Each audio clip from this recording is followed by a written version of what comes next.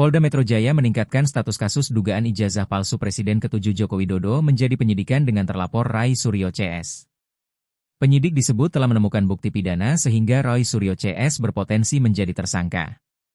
Menyikapi hal itu, Rai Suryo CS dan tim hukumnya mendatangi Polda Metro Jaya pada Senin, 21 Juli 2025. Mereka meminta gelar perkara khusus lantaran sebelumnya tidak dilibatkan dalam gelar perkara.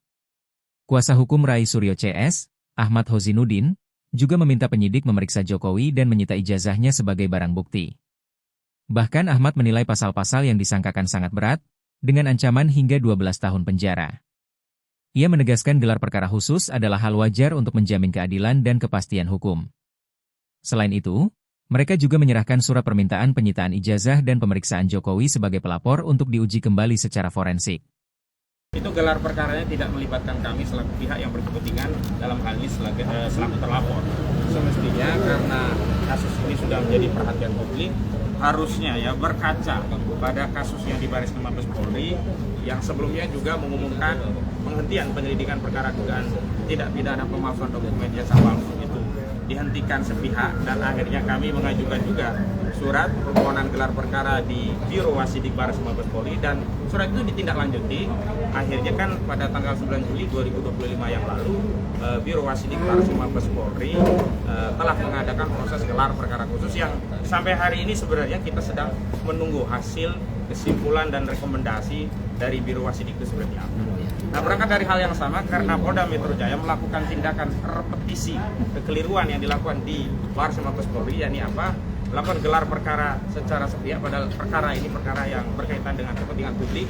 Juga perkara ini ada pihak-pihak yang menjadi terlapor, yakni klien kami, dan klien kami tidak dilibatkan dalam proses gelar perkara khusus di Polda gelar perkara ya di Polda Metro Jaya.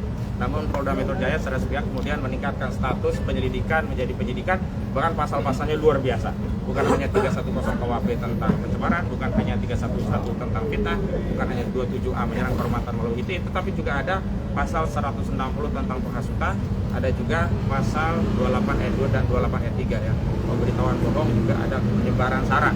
Nah, juga yang paling penting ada pasal 35 dan 32 Undang-Undang ITE yang ancaman pidananya 12 tahun dan 12 tahun dan 8 tahun penjara.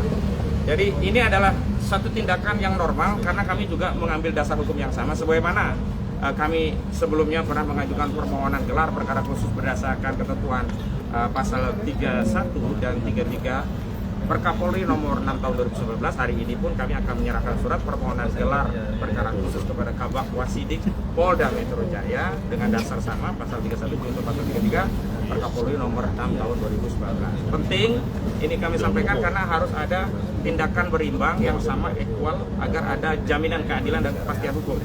Kalau di Barkin saja diadakan gelar perkara khusus, di Polda juga harus demikian.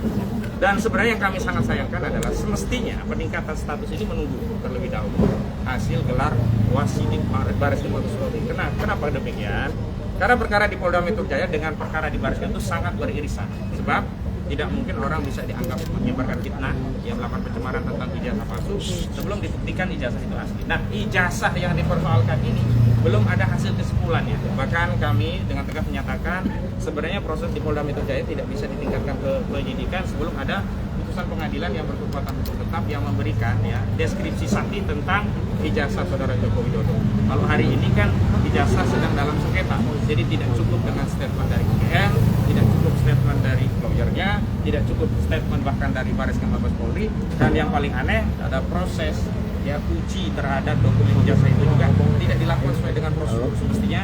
Ya, pemeriksaan bukti itu dalam tahap penyidikan. Ya, ngetes barang bukti itu di tahap penyidikan dengan disita barangnya, bukan di penyelidikan dengan model peminjaman.